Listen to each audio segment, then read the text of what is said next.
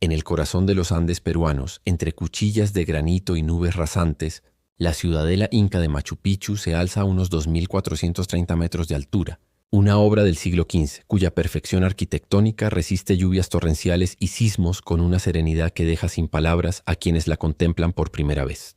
Allí, donde el imperio inca, el Tahuantinsuyo, tejió ciencia, ritual y poder en un mismo plan urbano, un niño de solo 6 años pronunció una frase que cambiaría para siempre la vida de su familia.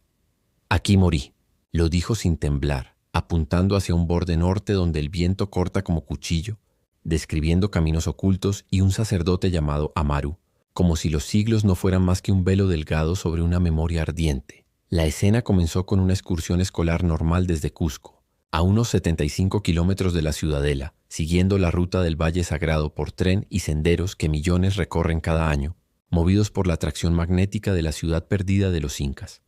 Entre terrazas agrícolas y muros ensamblados sin mortero, el niño caminó primero con curiosidad alegre y de pronto con pasos pesados, como si una puerta invisible se abriera en la piedra y del otro lado lo esperaran recuerdos que no pertenecían a su corta edad. Señaló un desvío poco transitado, murmuró palabras sueltas en quechua aprendido de oídas y dijo que el lugar llama desde el norte, un detalle espacial que resonaría después, durante las verificaciones de campo. Nadie estaba preparado para lo que vendría. El niño mencionó un rito junto a un precipicio, el nombre Amaru como figura sacerdotal y una caída que, según sus palabras, lo lanzó a la neblina como una piedra con canto, imitando con la mano un giro diagonal en el aire que heló la sangre de su maestra y dejó a sus compañeros silenciosos.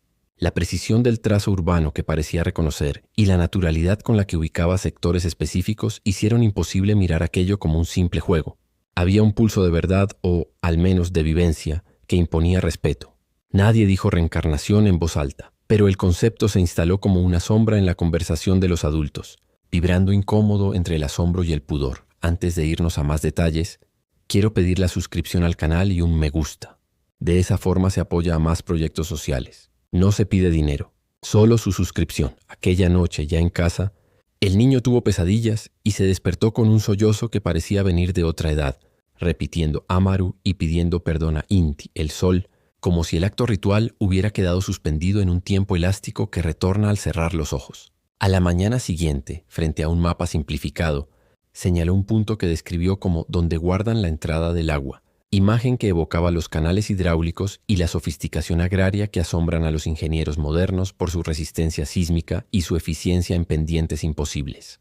La familia, conmovida y alarmada, recordó vagamente casos descritos por investigadores que estudian a niños pequeños que dicen recordar vidas anteriores, usualmente entre los 2 y los 6 años, y decidió no improvisar. En las semanas siguientes, las frases del niño se volvieron más específicas. Habló de retenedores o servidores de diferentes tierras viviendo juntos, de un canto para calmar a los espíritus de la montaña al caer el sol, y de un norte que corta, insistiendo en una orientación que sería crucial más adelante. La coincidencia con hallazgos recientes sobre la diversidad de orígenes de quienes vivieron y trabajaron en Machu Picchu, personas traídas de regiones distantes del imperio, agregó un tono inquietante a su relato, como si sus palabras encontraran eco en la arqueogenética moderna. Cada recuerdo emergía como un destello rítmico. No era un torrente, sino una constelación de detalles que, cuando se enhebraban, dibujaban una historia que no parecía aprendida en una clase de primaria. Ante lo inexplicable, la familia consultó con un arqueólogo cusqueño y con un historiador del periodo inca y de las crónicas tempranas, pidiendo un método para registrar y contrastar cada dato sin contaminar el proceso con información nueva. Inspirados por protocolos universitarios establecidos, acordaron anotar literalmente las frases del niño, su orden, su contexto y su fecha, evitando exponerlo a contenidos sobre Machu Picchu y sellando hipótesis en sobres antes de cotejarlas con planos o fuentes. Un enfoque que reduce sesgos de confirmación. La regla era simple: primero la voz del niño, luego la verificación externa. Y nada de inducciones sutiles a través de preguntas dirigidas. Los estudios de la Universidad de Virginia han documentado, durante décadas, casos infantiles con recuerdos que parecen corresponder a biografías previas, con picos de aparición entre los 2 y 6 años y un desvanecimiento gradual al acercarse a los 7, un patrón que coincide con la ventana etaria del niño de Cusco.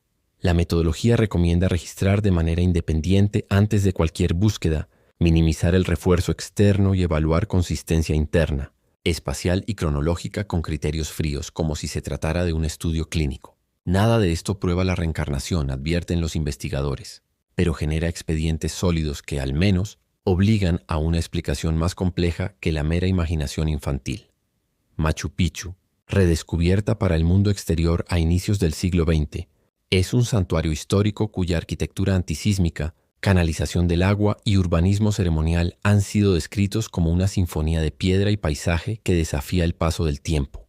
La interpretación académica ha evolucionado. Se la entiende como una finca real ligada a la élite inca, con una población residente de servidores y especialistas, no un convento femenino como se postuló durante décadas del siglo pasado. La genética reciente, utilizando ADN antiguo, confirmó la notable heterogeneidad de los individuos enterrados allí, con procedencias dispersas por todo el imperio, incluyendo la Amazonía, mostrando una comunidad compleja de Yanacona y retenedores. El niño hablaba de guardiantes de varias tierras y de un canto al atardecer. Los investigadores no tomaron eso como evidencia, sino como materiales que podían resonar con lo que la genética y la historia ya sugerían sobre diversidad y ritualidad en la ciudadela. Una cosa es un eco cultural sobregeneral y otra, una correspondencia espacial fina. Por eso diseñaron una visita técnica orientada a evaluar si el niño podía anticipar rasgos discretos del terreno que no son obvios para los visitantes. El objetivo era salir del relato y entrar en el territorio, sin dictar palabras ni rumbos, y midiendo cada gesto con la prudencia de quien anota datos atmosféricos en una expedición. En la segunda visita, el niño pidió caminar hacia donde corta el viento y tomó un desvío lateral que, sin ser secreto, no formaba parte del recorrido masivo. Después se detuvo junto a un talud y trazó con el dedo una línea invisible, diciendo que allí el aire silba primero. La orientación coincidía con una franja expuesta por el encajonamiento del valle, un detalle que los guías asocian a microclimas ventosos. No es prueba de nada, pero sí es una precisión que no todos los niños formulan con esa convicción. El arqueólogo marcó la hora, la dirección del gesto, la distancia al borde y la reacción emocional, construyendo un registro que habla de método antes que de milagros.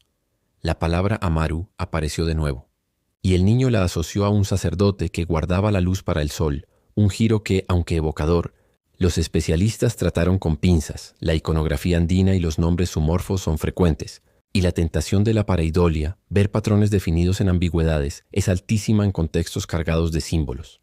Aún así, la recurrencia del nombre en momentos de intensa emoción fue anotada como un marcador para buscar con tiempo referencias en crónicas y estudios etnohistóricos sin empujar la interpretación. Nada de conclusiones rápidas, solo capas de información superpuestas con cuidado artesanal. Una lección crucial emergió del propio Machu Picchu. La ciencia cambia de parecer cuando aparecen mejores datos, como ocurrió con la reevaluación de la edad exacta de la ciudadela y la composición de sus habitantes a partir de nueva datación y ADN antiguo. Si los cimientos de la interpretación arqueológica pueden ajustarse con métodos modernos, ¿cómo no aplicar prudencia y continuidad en un caso infantil que desafía intuiciones pero no reclama certezas? El expediente del niño creció como una carpeta de trabajo, no como un manifiesto. Las páginas no eran un dogma, sino un mapa abierto. El niño hablaba del camino del agua escondida y de la serpiente cortada, expresiones que pueden corresponder a canales, interrupciones topográficas y símbolos cruzados. Son observables por cualquiera, sí, pero la persistencia con que los ubicaba en relación con el norte que llama sostuvo el interés de los investigadores. En ingeniería inca, la conducción de agua a través de terrazas y fuentes no es un adorno, es un sistema de supervivencia y armonía ambiental, capaz de drenar, irrigar y estabilizar la ladera en armonía con el relieve, detalle que alimenta la fascinación mundial por el sitio. La imagen de una serpiente no era una prueba, era un indicio poético en un paisaje donde las piedras parecen respirar.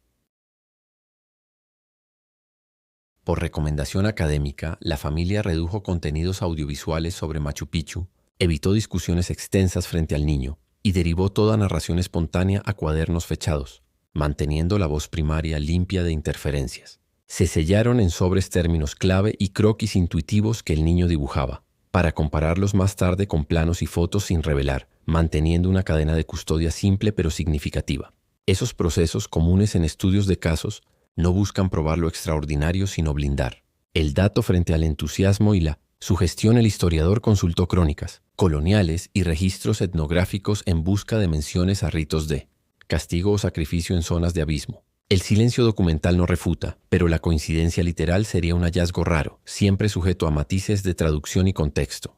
En paralelo se consideraron explicaciones alternativas, aprendizaje incidental, memoria implícita por exposición temprana a relatos, confabulación infantil y patrones familiares de creencia, todos bajo evaluación crítica. Al final, el expediente debía sostenerse, aun si la hipótesis reencarnatoria no fuera la más parsimoniosa. La pieza moderna más robusta provino de los estudios genéticos. Machu Picchu albergó una comunidad de servicio diversa, con individuos procedentes de regiones repartidas por todo el imperio, incluyendo Amazonía, y con escasas relaciones de parentesco entre sí, lo que sugiere traslados individuales al servicio de la élite. Esto encaja con el relato del niño sobre guardianes de varias tierras y una vida cotidiana de funciones compartidas, sin convertirlo en evidencia, pero construyendo una atmósfera de verosimilitud antropológica que pone la piel de gallina. El eco es incómodo. Cuando la ciencia empírica dibuja un escenario que conversa con la narración íntima, el escepticismo debe afinar sus instrumentos, no bajar la guardia. Los muros poligonales ajustados, la ausencia de mortero, las juntas que parecen sellar el pulso de los sismos. Todo ello compone un manifiesto de ingeniería sin texto, una gramática de piedra que ha sobrevivido a siglos de temblores y lluvias. El niño, al palpar una junta, dijo que respira, palabra rara que los adultos anotaron sin comentario, conscientes de que el lenguaje infantil traduce sensaciones físicas en metáforas vivas. ¿Era mera poética o el reflejo de un conocimiento táctil aprendido en una vida pasada? La pregunta, por ahora, no admite respuesta concluyente.